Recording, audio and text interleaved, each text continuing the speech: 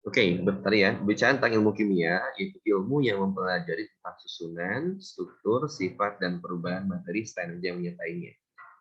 Jika kita punya air dalam gelas, itu susunan yang terjadi pada air itu ialah molekulnya H2O, di mana H2O ini terdiri dari dua atom hidrogen dan satu atom oksigen. Nah, perbandingan masanya sendiri itu ialah 1:8, ya. Lalu kalau kita bicara tentang struktur, maka H2O ini terjadi ikatan kovalen. Nah, bentukannya akan seperti ini bentuk molekulnya. Nah, ikatan kovalen itu akan kita bahas di bab berikutnya setelah atom ya. Lalu sifatnya, sifat ini dia berhubungan dengan kepolaran, kereaktifan, titik didih, titik leleh gitu ya, dan lain sebagainya. Lalu kalau perubahan itu ialah ketika kita punya air, itu kita bisa ubah dia wujudnya menjadi uap air, bentukannya gas, atau kita bisa buat air itu menjadi es batu, yaitu air dalam bentukan padatan. Nah, energi yang dimaksud itu ialah apa? Ketika airnya cair ingin jadi gas, maka kita butuh yang namanya pemanasan. Nah, berarti kita di sini dapat simpulkan reaksi tersebut itu memerlukan energi atau yang dikenal dengan istilah endoterm. Sedangkan kalau kita punya air yang berwujud cair ingin dijadikan es batu, maka kita simpan di dalam freezer. Artinya, suhu dalam air yang cair itu harus dilepas sehingga airnya sendiri akan menjadi dingin dan akan melewati pada titik bekunya yaitu 0 derajat Celcius. Maka di sana jadilah es batu. Nah, peristiwa melepaskan energi ini dikenal dengan istilah eksoterm. Ya, nah itu tentang ilmu kimia. Boleh di dulu ya. Nah, apakah ilmu kimia ini merupakan ilmu yang sifatnya mandiri atau ilmu yang sangat bersinggungan dengan ilmu lainnya? Oke, kita telah mengenal istilah ya, ilmu kimia. Ilmu kimia dalam bidang lain itu kita pasti ya pernah menyinggung yang pertama itu yang sangat bersinggungan ialah di dalam bidang kedokteran atau medis ya. Dalam bidang kedokteran itu ilmu kimia yang berhubungan itu contohnya seperti apa? Ada yang tahu? Contoh ilmu kimia dalam kedokteran? Apa contohnya? Ada yang tahu? Ilmu kimia. Obat-obatan, Pak. Obat-obatan, oke lebih ke arah farmasi nggak apa ya. Kalau bisa yang sekarang itu vaksin ya, obat-obatan boleh ya. Lalu ada lagi alat untuk mendeteksi penyakit ya, penyakit atau alat kesehatan itu berhubungan banget dengan kimia. Kenapa yang kita gunakan lihat di dokter-dokter ya, dia menggunakan alkes yang terbuat dari perak. Nah, perak itu sifatnya adalah sangat mudah tereduksi dan dia tidak mudah teroksidasi, artinya dia tidak mudah berkarat dan dia sebagai logam mulia, ya. Jadi ada alasannya di sana. Nah, yang berikutnya kalau kita masuk ke bidang farmasi, kayak tadi ya, yaitu contohnya adalah obat-obatan. Nah, pada obat-obatan ini hati-hati ya, anak farmasi sangat hati-hati. Kenapa? Karena kalau dalam pembuatannya salah langkah, yang tadinya molekulnya itu bersifat searah jarum jam, itu berubah menjadi berlawanan, maka yang tadinya sifatnya adalah mengobati, itu akan menjadi racun. Ya, jadi untuk obat-obatan itu sangat-sangat ketat banget dalam pengawasan. Maka sama pemerintah dibentuklah namanya BPOM. Ya, ini enggak sembarangan kita buat obat-obatan. Ya. Yang berikutnya lagi, kita masuk ke dalam bidang pertanian. Bidang pertanian ini kita waktu SMP ya, kalian ya mungkin kemarin semester 1 itu mengenal istilah yang namanya rekayasa genetika ya. Rekayasa genetika. Contoh ada semangka kok warnanya itu enggak merah tapi jadi kuning. Kenapa ada semangka yang enggak ada bijinya? Kenapa ada cabai yang dia itu enggak pedas? Nah, itu rekayasa genetikanya. Nah, itu berhubungan secara apa asupan dari nutrisi dan sebagainya itu kimia yang akan berhubungan ya. Atau enggak kalian boleh nanti menyebutkan Pak ada pupuk gitu ya, ada pestisida Pak. Nah, itu adalah suatu hal atau benda atau ada yang berhubungan dengan kimia. Oke, yang berikutnya di bidang industri ya. banyak sekali yang berhubungan dengan kimia. Contoh ya, tentu ya alat-alatnya itu berhubungan dengan kimia. Ya. Lalu ada amonia ya yang suka baunya pesing, tahu kan lewat tabir. Baunya itu kayak bau apa? Kencing kita gitu ya, yang sangat pekat gitu ya. Nah, itu amonia. Bahkan plastik itu juga adalah bagian dari kimia yang merupakan polimer ya. Lalu selain dalam bidang industri, ada juga dalam bidang kriminologi. Ya, kita istilahnya ini sangat familiar dengan kita, ialah pada contohnya itu ialah pada tes urin ya. Apakah dia penginjil narkoba atau tidak. Atau enggak tes sidik jari itu menggunakan zat kimia ya. Dan lain-lain lah, banyak ya. Ilmu kimia ini adalah ilmu yang sangat bersinggungan dengan ilmu yang lainnya. Bahkan kalau kalian mandi pakai sabun itu adalah suatu benda yang dibuat dari reaksi kimia ya. Nah, selain dari ilmu kimia dalam bidang lain, kita kelas waktu SMP itu telah belajar mengenai materi ya. Masih ingat siapa yang tahu arti materi itu apa? Segala sesuatu yang memiliki massa dan menempati ruang. Oke, Omar Salsabila ya. Segala sesuatu yang memiliki massa dan menempati ruang, artinya dia punya volume. Ya, oke, bagus ya Omar ya. Salsabila ya. Nah, kalau angin dia materi atau bukan? Kalau bukan angin, udara. Bukan, bukan Pak. Kenapa bukan materi?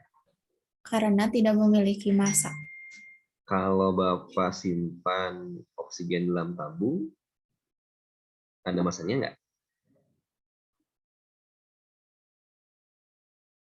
Ada. Ada masanya? Ada ya? Oke, sip. Nggak apa mutiara ya? Terus. Oke, nah jadi udara gitu ya, terus tuh laptop kalian, HP, buku, bahkan pakaian kalian gitu ya, itu semua adalah materi. Nah, dia memiliki massa dan menempati ruang, ya. Nah, materi ini terbagi ke dalam 3. Oke, ada yang tahu apa aja materinya teh? Tahu apa aja? Terbagi ke dalam 3 aja. 1, unsur. Apa itu unsur? Ada yang tahu unsur itu apa? Unsur. Apa unsur? Terdiri dari beberapa atom yang sejenis, Pak. Oke, terdiri dari berapa atom yang sejenis. Bagus sana ya. Di sana disebut dengan molekul unsur. Bagus ya. Kita akan bahas itu lebih lanjut di bab atom ya. Nah, tadi udah disebut sama Lana adalah unsur dari atom-atom yang sejenis. Nah, kalau kita berhubungkan dengan materi, maka unsur adalah zat tunggal yang paling sederhana, yang terdiri dari atom yang sejenis atau yang atom sejenis ya. Yang kedua, oke tadi jauh ya Lana, Oma, Sabila sama Tiara. Oke, yang kedua senyawa. Apa itu senyawa? Ada yang tahu senyawa itu apa? Ada yang tahu? Gabungan dari unsur-unsur yang beda, Pak. Oke, betul ya Sabila ya. Yaitu gabungan dari unsur yang berbeda jenis ya. Berarti dia zat tunggal juga, tapi zat tunggal yang yang terdiri dari minimal berapa tadi? 2 unsur beda jenisnya. Contoh kayak CO2 dan lain sebagainya, ya. Nah, ini dia pengertiannya. Lalu berikutnya lagi kita kenal dengan istilah yang namanya campuran, ya. Nah, campuran ini apa? Campuran ini ialah suatu zat atau atom yang dicampurkan antara dua zat, yaitu zat pelarut dan zat pelarutnya. Contoh kayak gula dalam air, berarti itu adalah campuran. Kenapa? Karena gulanya dicampurkan dengan zat yang lain, tapi tidak melalui reaksi kimia. Kalau senyawa itu reaksinya reaksi kimia, ya.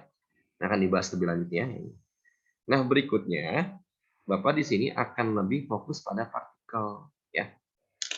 Partikel ini ialah lebih kecil lagi dari materi. Nah, itu terbagi tiga, yaitu apa aja? Satu itu ada atom, yang kedua ada molekul, dan yang ketiga ada ion. Oke. Pertanyaannya, apa bedanya atom, molekul, dan ion? Ya, so, ada yang tahu nggak apa bedanya atom, molekul, dan ion? Yuk, ada yang tahu nggak bedanya apa? Ya udah, apa kasih contohnya ya.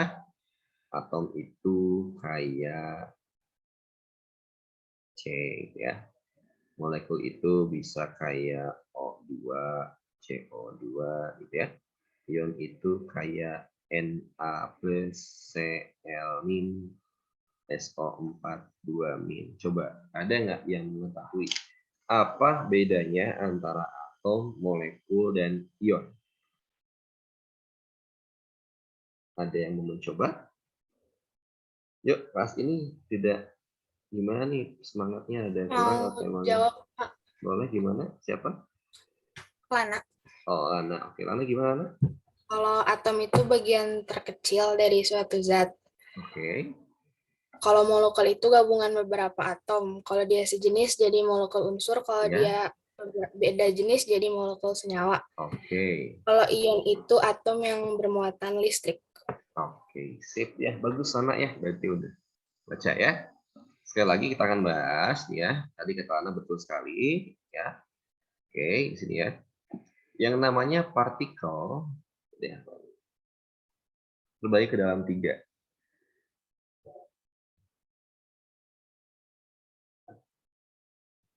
Oh iya, siap. Bentar ya, bentar dulu ya.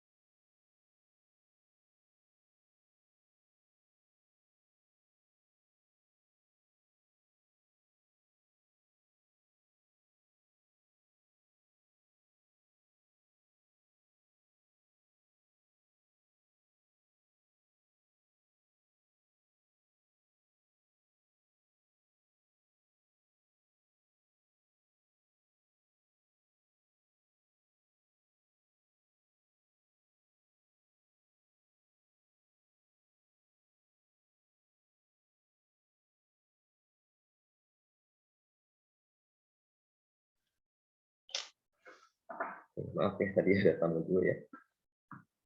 Oke, sekali lagi tadi partikel, apa yang disampaikan oleh Lana itu betul sekali ya. Ada yang pertama itu dikenal dengan istilah partikel itu adalah atom. Atom itu ialah bagian terkecil dari suatu zat ya. Dari suatu, kalau kita bahas partikel mungkin kita ganti dengan partikel ya. Suatu partikel. Nah, ini ada kata lain tambahannya. Apa tambahannya? Dia dan tidak dapat dibagi lagi, ya. Dibagi lagi. Oke, nah contohnya apa nih? Contohnya dia kayak karbon, C doang gitu ya. Atau ada besi, Fe saja, atau ada seng, Zn, atau ada tembaga, Cu. Gitu. Ini contoh-contoh atom, dia zat tunggal, artinya dia cuma sendirian.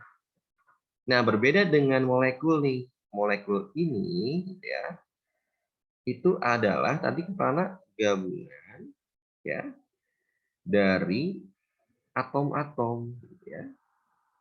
Nah, gabungan ini bisa pertama nih ya, ada yang sejenis yang kita kenal dengan istilah molekul unsur.